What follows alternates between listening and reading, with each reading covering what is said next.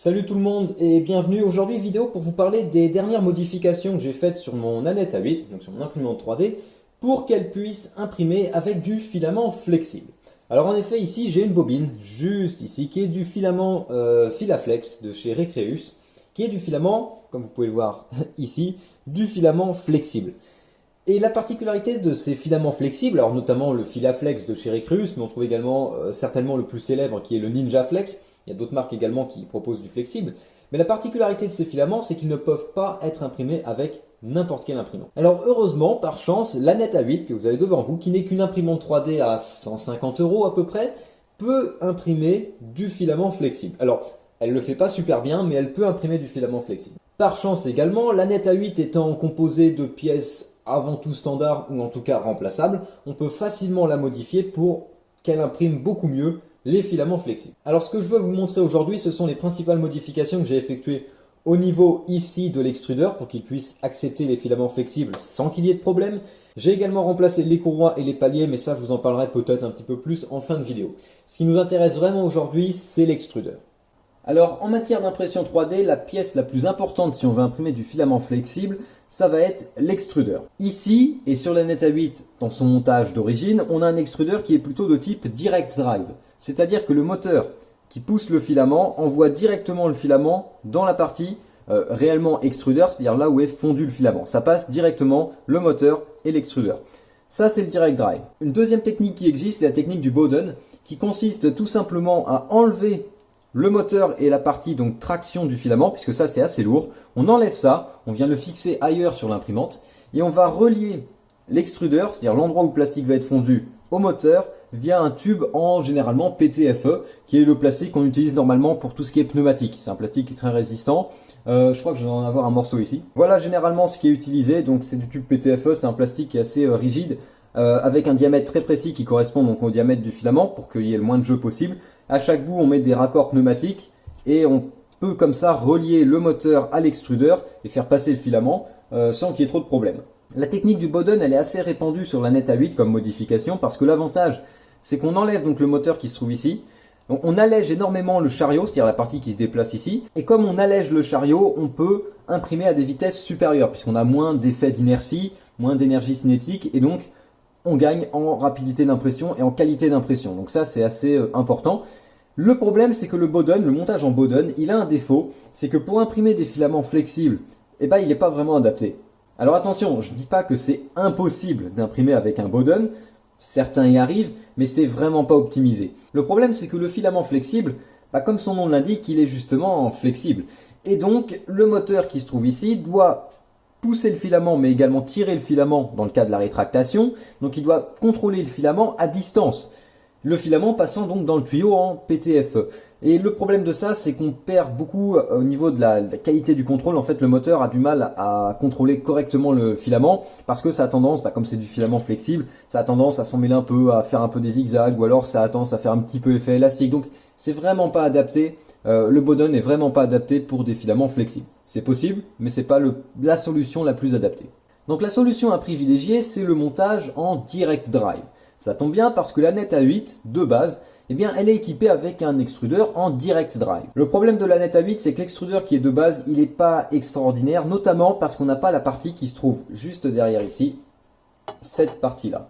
Alors ce qu'on a ici, c'est un extrudeur de type E3D V6, alors plus précisément une copie, parce qu'un vrai E3D V6 fabriqué par la marque, donc E3D, ça coûte quasiment 50 €, c'est un tiers du prix de l'imprimante. Il existe beaucoup de copies qui sont fabriquées en Chine, ici on en a une. Donc ça marche très bien et honnêtement, vu que c'est une Nanette A8, vu le prix de l'imprimante, c'est plus adapté de mettre une copie qui fonctionne déjà très bien que d'aller investir quasiment un tiers du prix de l'imprimante dans un extrudeur E3D V6. Donc ici on a un extrudeur E3D V6 et la particularité de celui-ci, c'est qu'on a ces ailettes ici qui servent à refroidir le filament. Donc c'est pour ça qu'on a un ventilateur qui se met devant. En effet, le plastique donc passe au milieu de ce radiateur et l'idée c'est de refroidir le filament avant qu'il arrive au bout ici, c'est-à-dire dans la partie qui chauffe, le bloc de chauffe, là où il va être fondu, pour ensuite être déposé à l'aide de la buse qui se trouve tout en bas. Sur la Nanette A8 de base, on n'a pas cette partie-là, où elle est quasiment pas présente. Ça permet d'être beaucoup plus compact, mais ça a un défaut, c'est que le filament, il a tendance à chauffer un petit peu avant d'arriver dans le bloc de chauffe, Et comme il a tendance à chauffer, il se ramollit et il peut s'emmêler ou se bloquer beaucoup plus facilement. Donc c'est ça notamment l'idée de l'E3D V6, c'est qu'on va comme ça, à l'aide de ce système de refroidissement ici, garder le filament frais, du moins le plus frais possible, jusqu'à ce qu'il arrive vraiment dans le bloc de chauffe. Les E3D V6 et même les copies ont également l'avantage d'être équipés avec des buses, c'est-à-dire la partie qui se trouve en dessous, qu'on ne voit pas voir ici, mais la buse qui vient déposer le filament est de meilleure qualité que la buse qui est de base sur la Neta 8, qui n'est pas extraordinaire non plus. Donc on arrive à avoir une meilleure qualité et un filament qui est mieux déposé grâce en partie à la buse. Et sur mon montage, j'ai réutilisé donc la partie moteur et tout le système qui permet de pousser le filament. Ça vient de la Neta 8, c'est complètement d'origine. Simplement, donc il est monté ici sur cette plaque juste au-dessus de l'E3D V6. Alors le support que vous voyez ici, donc le support en gris qui permet de monter le moteur, le 3D V6, etc. C'est pas moi qui l'ai inventé ou dessiné, c'est une pièce qu'on trouve sur Thingiverse, je vous mets le lien dans la description. Et ça permet donc d'installer un E3D V6 en direct drive sur la Neta 8. Malgré tout, il faut refaire quelques petites modifications, je trouve qu'il n'est pas parfait. À savoir par exemple que j'ai percé un trou donc sur la partie ici mais à l'arrière pour pouvoir passer le fil. J'ai fait également un trou à l'avant et j'ai mis une vis pour caler le moteur et le mécanisme de traction mieux parce que sinon il a tendance à pivoter. Les trous également pour fixer ça sur les paliers, donc je vous parlerai un petit peu plus tard. Les trous également ne sont pas d'une précision exceptionnelle, alors ça peut venir également de comment on imprime, etc. Mais il faut généralement repercer un petit peu les trous à la perceuse, les élargir un petit peu pour pouvoir tout fixer assez bien.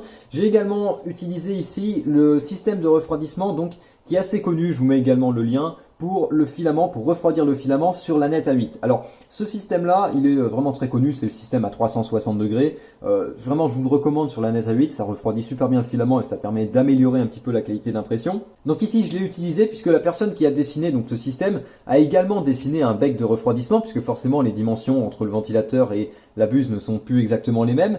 Donc il a dessiné également un système, mais le problème c'est que je le trouve pas exceptionnel. En tout cas, ça passe pas très bien sur le montage que j'ai fait. Le système a tendance à être un peu plus bas que la buse, du coup ça passe pas. Donc ce que j'ai fait, c'est que j'ai imprimé donc ce système à 360 qui est assez connu, mais je l'ai imprimé en symétrie axiale, donc pour le retourner, parce que sinon la buse ici, enfin le bloc de chauffe se retrouvait en contact avec le pourtour, donc avec le plastique, ce qui le ferait fondre. Donc j'ai fait une symétrie axiale pour pouvoir changer l'orientation du rond par rapport à l'entrée pour le ventilateur. De cette manière-là, ça passe à peu près, ça passe tout juste, et ça permet de bien refroidir le filament. Une autre pièce également qui est disponible donc avec tout le système de support, c'est la pièce ici pour fixer le ventilateur sur le 3D V6. Alors ce support-là, il n'est pas exceptionnel, c'est assez simple comme pièce, mais le problème c'est que comme il est en plastique, comme on l'imprime, il a tendance à descendre un petit peu et on se retrouve avec ici, comme vous pouvez voir, le coin qui a touché le bloc de chauffe, donc ce qui l'a fait un peu fondre. Donc je pense que ça serait pas une mauvaise idée de redessiner une pièce comme ça pour qu'elle tienne éventuellement un peu mieux en modifiant un petit peu le système, parce que avec les vibrations elle a tendance à descendre et après bah voilà ça se retrouve en contact avec le bloc de chauffe. Donc ça tient, mais c'est pas exceptionnel. Alors un autre point qui est important également quand vous imprimez avec des filaments flexibles, mais ça c'est valable pour toutes les imprimantes et tous les montages d'extrudeurs, c'est la distance que vous allez avoir pour la traction du filament. Je vais vous montrer ça un peu plus en détail. Donc voilà de quoi je parlais quand je disais qu'il fallait laisser le moins de distance possible entre l'entrée du système de traction et l'extrudeur. Alors ici vous avez donc le galet fou qu'on trouve sur le système de la Neta 8. Ici vous avez la roue dentée qui va pousser le filament. Et donc voilà la distance qu'il faut réduire au maximum. C'est ici la partie blanche que vous avez juste en dessous. Alors ici ce que j'ai fait, c'est que j'ai fait ressortir un bout de tube PTFE donc qui est coupé comme ça en pointe, pour que le filament puisse rentrer directement.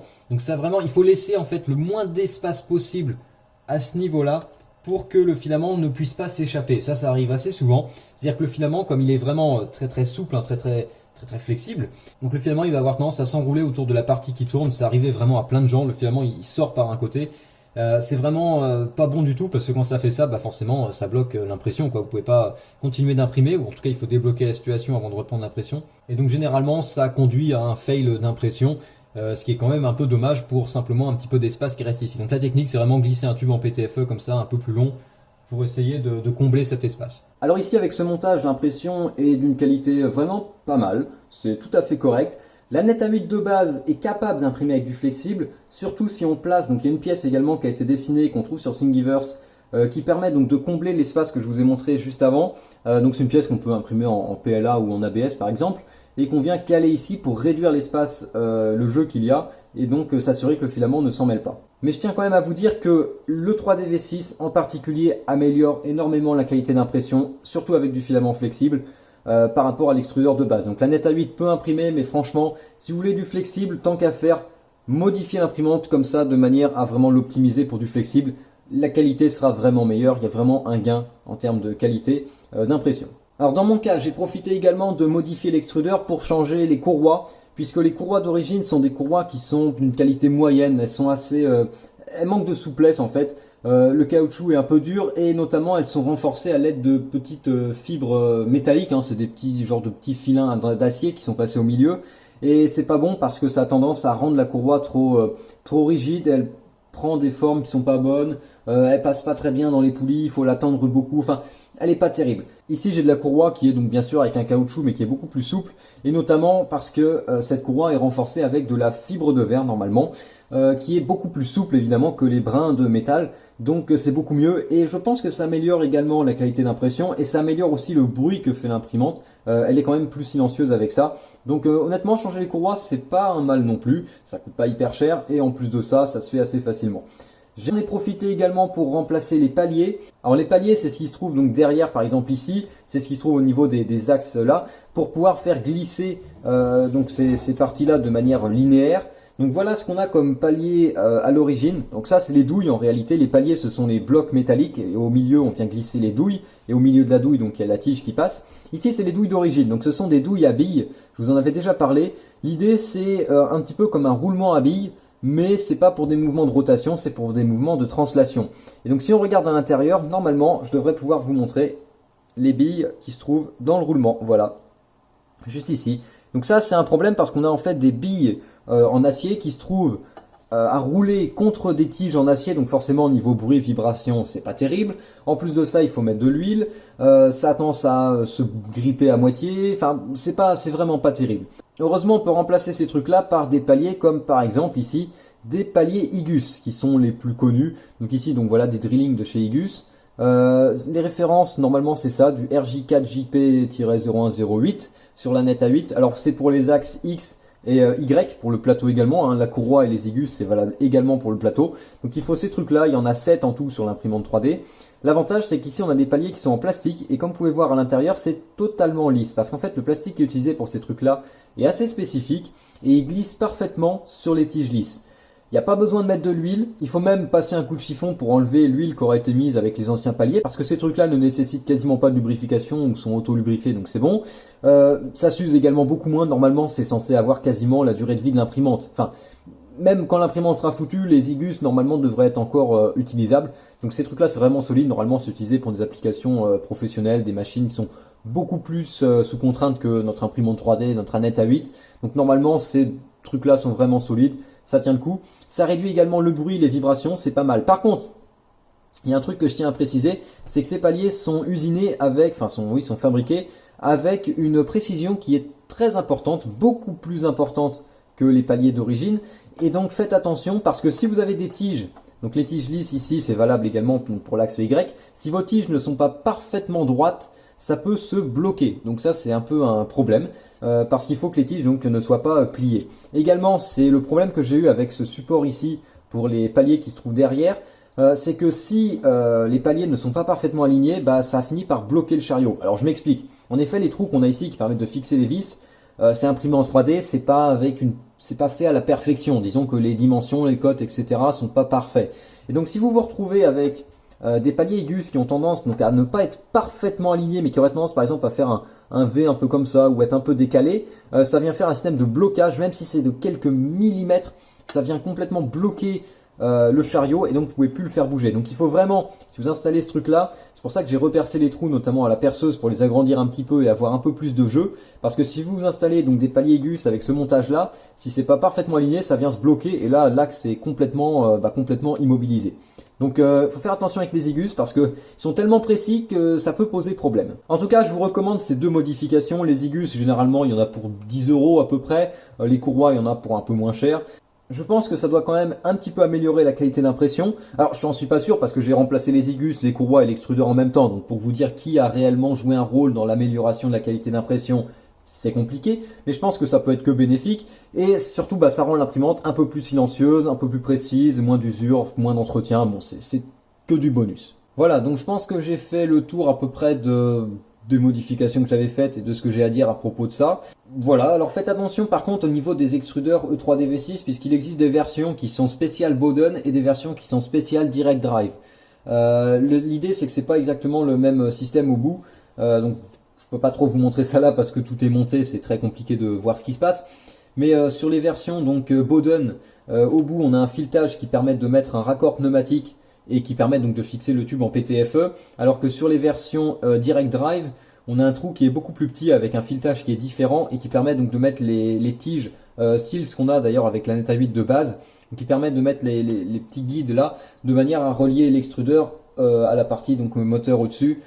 Ici j'ai fait le choix d'utiliser un extrudeur E3DV6 en Bowden que j'ai monté en Direct Drive parce que donc j'imprime avec du filament flexible actuellement, mais je pense que si j'arrête d'imprimer avec du flexible parce que par exemple je veux changer, j'essaierai probablement de faire un montage en Bowden pour voir un petit peu les différences des qualités d'impression entre un montage Bowden et un montage Direct Drive, l'influence notamment du fait d'avoir le moteur sur le chariot, et également pour tester un petit peu le Bowden, voir quelle vitesse d'impression on peut atteindre, etc. Donc j'ai choisi d'utiliser un extrudeur Bowden sur un montage en Direct Drive. C'est un peu plus compliqué, il faut bricoler, il faut faire un petit peu d'un montage custom à ce niveau-là, mais ça fonctionne.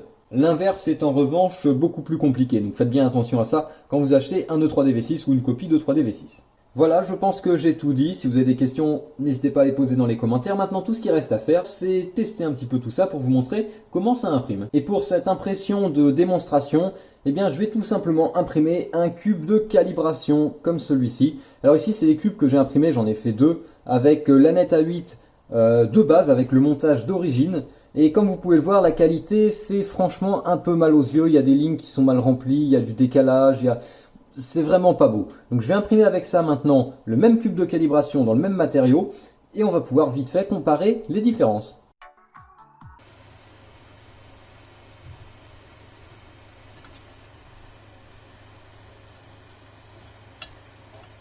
Et voilà le résultat, un cube de calibration fait avec la Neta 8 une fois modifié. Il est vraiment pas mal pour un cube imprimé en flexible, il n'est pas parfait, il y aura encore quelques améliorations. En tout cas, on peut quand même voir la nette amélioration par rapport à ce que c'était avant, si on compare par exemple ici. Là, le cube fait avec la Neta 8 et les réglages, alors les mêmes réglages au niveau du slicer, hein, on est sur du 35 mm par seconde, avec une rétractation assez importante et assez rapide, vitesse de déplacement qui est de 60 mm par seconde, vitesse d'impression donc de 35. Les réglages normalement sont à peu près les mêmes. Mais on a quand même une différence d'impression assez importante. Ici, vous voyez que c'est assez régulier, c'est assez droit, les dimensions sont respectées. Ici, bon, les dimensions sont là, mais vous voyez qu'il manque à moitié des couches à certains endroits. Le dessus est pas très beau non plus par rapport à ce cube-là. Et si on regarde en dessous, voilà, ici on a une surface parfaitement lisse, ici il y a des petits problèmes. Donc vraiment la qualité d'impression avec le flexible est meilleure avec le montage ici, plutôt qu'avec l'extrudeur d'origine de Neta 8. Et cette différence de qualité se ressent également avec les impressions classiques, avec du PLA par exemple, où les impressions sont également un peu meilleures. La différence est moins visible, mais il y a quand même une petite amélioration. Et bien voilà, je pense que j'ai rien d'autre à ajouter. Si vous avez des questions, n'hésitez pas à les poser en commentaire. Et on se retrouve dans une prochaine vidéo. Donc sur ce, je vous dis salut à tous et à la prochaine.